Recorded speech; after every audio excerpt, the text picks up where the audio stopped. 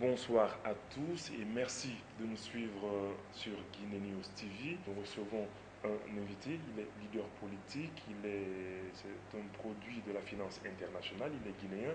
Pendant longtemps, il a eu à séjourner aux États-Unis d'Amérique. Il a décidé depuis un petit moment de revenir en Guinée où il a créé son parti politique qu'il a dénommé Parti guinéen pour la Renaissance et le Progrès, en abrégé PGRP.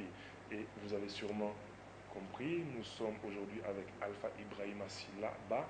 Il est le président de cette formation politique, c'est lui que nous recevons dans le cadre de cette interview. Monsieur Ba, bonsoir. Bonsoir, monsieur Laurent. Merci de nous recevoir chez vous. Mais tout le plaisir est le mien. Je le disais tout à l'heure, vous êtes un produit de la finance internationale. Vous avez pendant longtemps travaillé dans les institutions internationales, notamment à la Banque mondiale. Vous avez collaboré au FMI. Vous avez eu à travailler sur des projets de développement dans votre pays, la Guinée. Vous avez décidé de créer votre parti, votre formation politique. Pourquoi avez-vous créé ce parti, M. Ba? Je vous remercie pour cette question. Effectivement, j'ai travaillé pour la Banque mondiale pendant 24 ans, avant de prendre la retraite en 1998.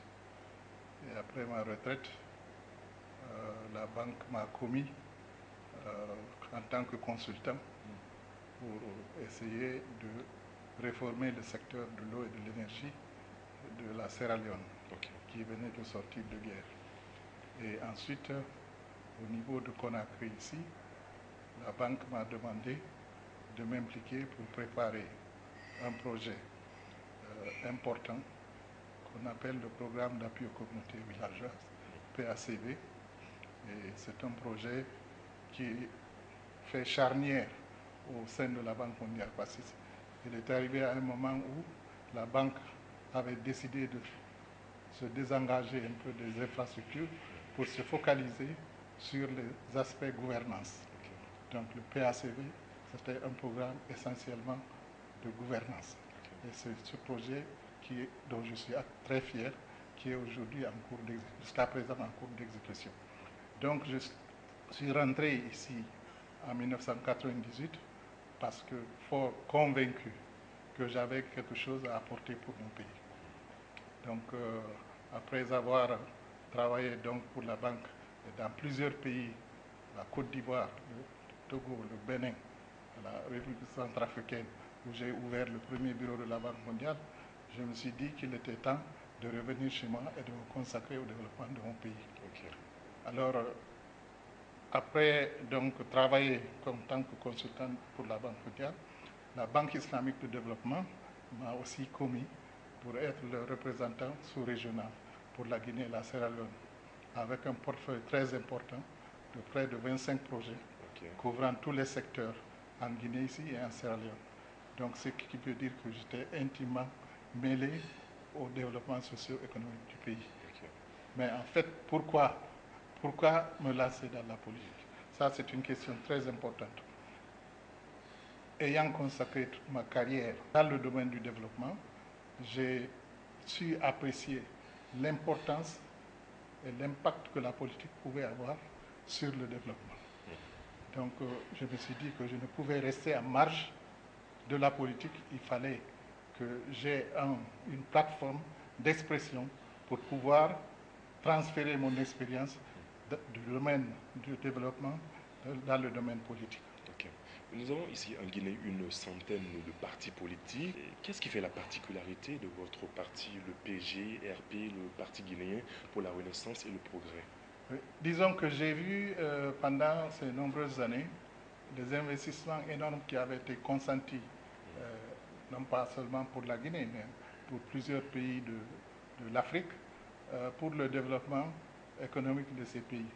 Et des projets qui avaient entraîné un endettement très substantiel de ces pays. Et je me disais qu'il y avait quelque chose à faire pour qu'on puisse vraiment sentir l'impact de ces projets. Et que peut-être ceux qui étaient impliqués dans la politique n'avaient pas des notions, en tout cas de développement, c'est-à-dire ils ne pouvaient pas allier les deux aspects. Or, il faut allier les deux aspects pour aller de l'avant. Et c'est pour cela que je me suis dit que j'allais rentrer dans la politique pour capitaliser sur les projets qui sont financés de l'extérieur. Parce que ces projets, si vous faites une revue de tous les investissements qui ont été faits en Guinée, par exemple dans le secteur agricole, vous vous demanderez où est-ce que tous ces fonds sont partis. Des milliards de dollars ont été investis dans ce secteur, mais les résultats sont pratiquement insignifiants. Donc, ceci est dû, à mon sens, à l'absence de suivi dans l'exécution des projets.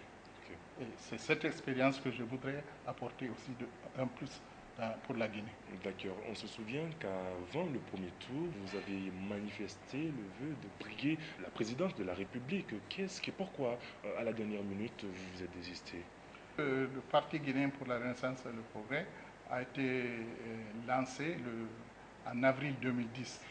Donc vous réalisez qu'on avait très peu de temps pour pouvoir suffisamment nous organiser sur le terrain pour apporter notre marque sur le terrain. Donc on s'était dit quand même, néanmoins, ça valait le coup d'aller de l'avant pour montrer qu'il y a une alternative à ce que nous avons connu jusqu'ici dans ce pays. Et qu'on peut faire les choses différemment et améliorer les choses. Et donc je me suis dit, bon, que ça va coûter ce que ça va coûter, on va y aller. Mais à la dernière minute, il y a eu un problème technique parce qu'en fait, la caution qui devait être payée, je l'avais libellée en dollars. Et ça, c'était le vendredi et c'était la date limite pour le dépôt des candidatures.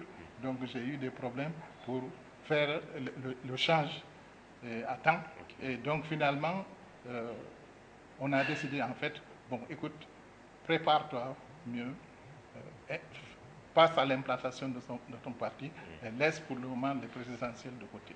C'est ce que j'ai fait. Ok, vous parliez tout à l'heure d'implantation du parti. Cela m'amène à vous poser la question. Aujourd'hui, est-ce que votre parti il est bien implanté en Guinée? Parce qu'on n'entend pas trop parler de vous. Rares sont les fois où on vous voit sur la scène politique.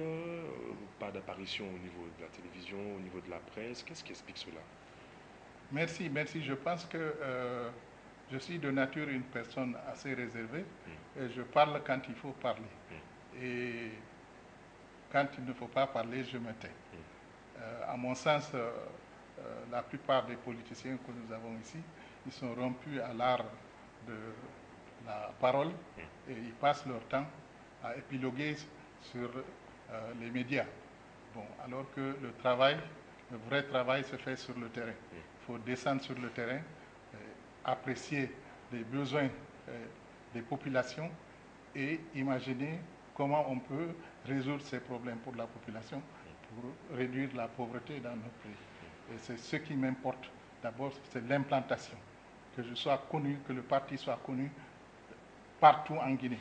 Parce que je pense qu'il est extrêmement important que ce parti soit un parti représentatif de toute la Guinée.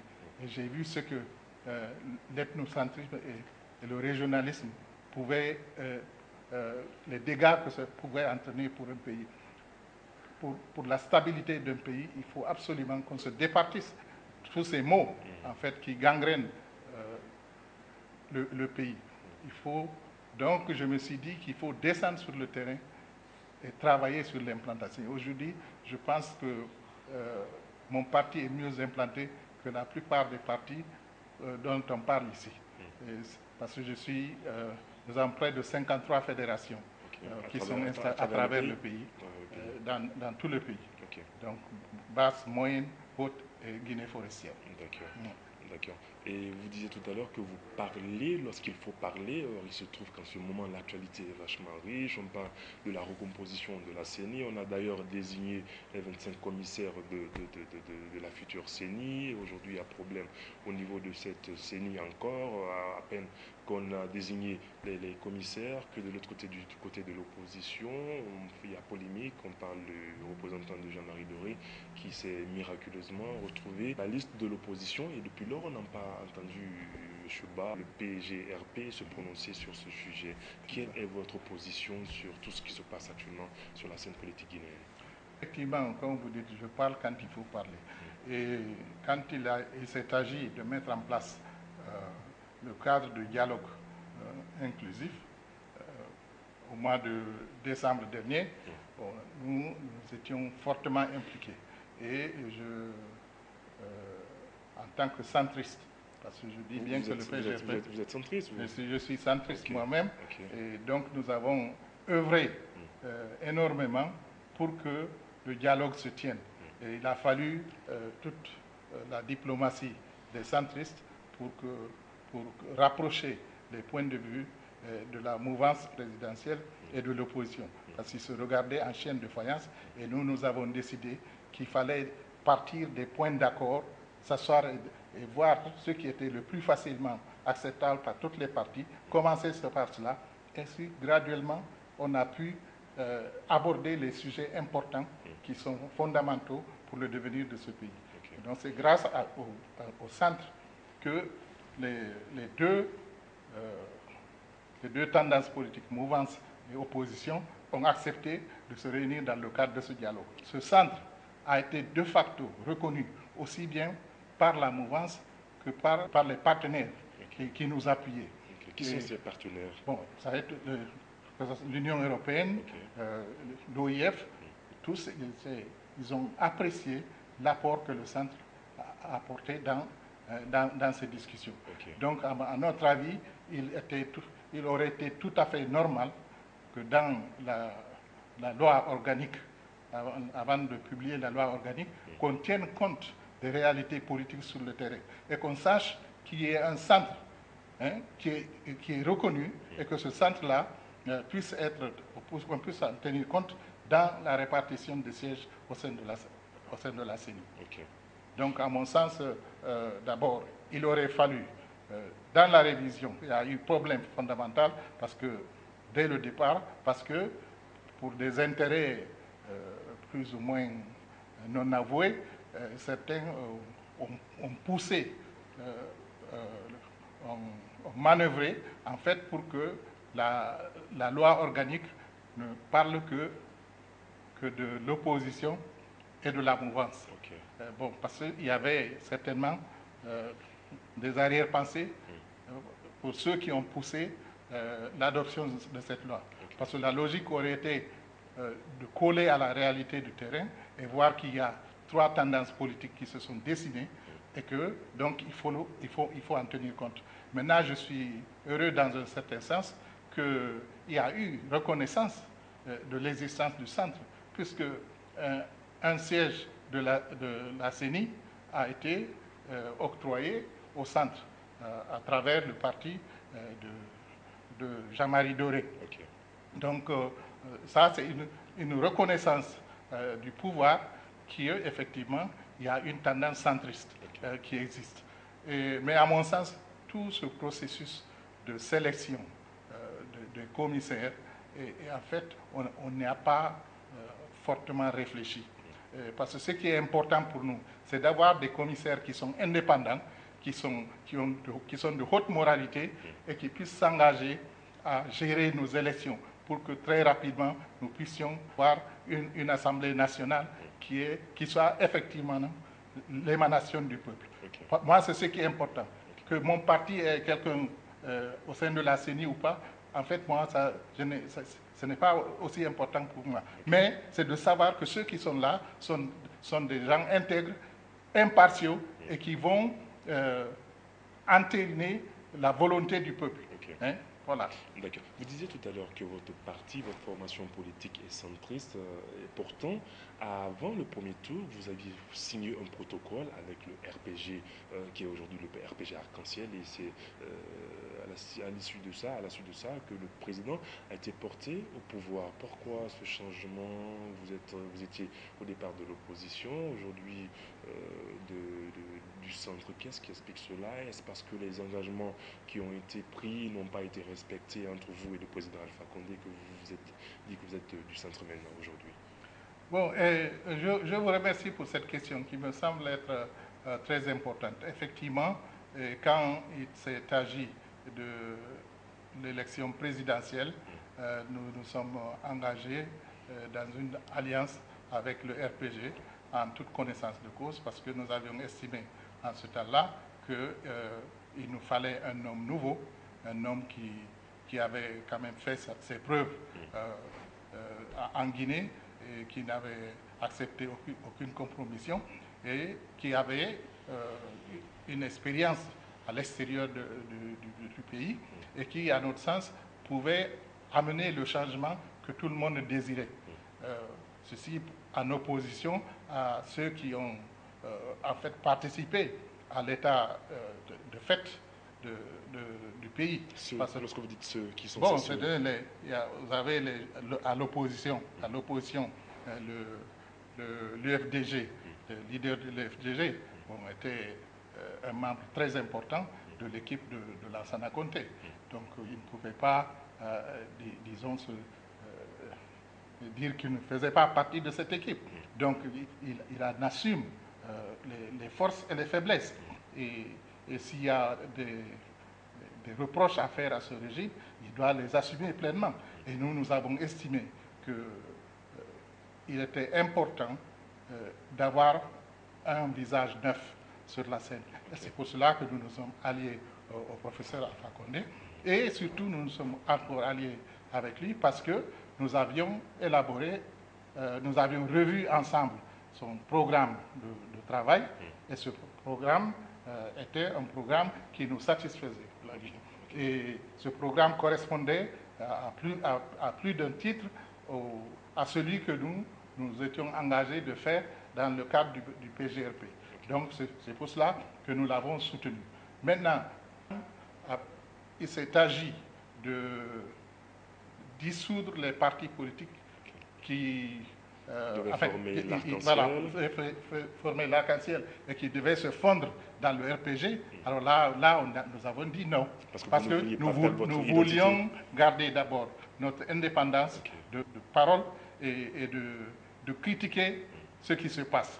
Et quand vous vous embrigadez dans un parti qui a tendance d'être un parti monolithique, un parti État, eh bien, vous savez que ça, vous avez la bouche cousue dès que vous le faites. Donc nous voulons rester au centre pour dire ce qui est bon, ce que nous estimons bon pour la Guinée, nous disons que c'est bon pour la Guinée. Et si c'est Alpha Condé qui l'a fait, nous applaudissons. Si c'est quelque chose qui est mauvais pour la Guinée, nous dirons que c'est mauvais pour la Guinée. On veut garder cette indépendance.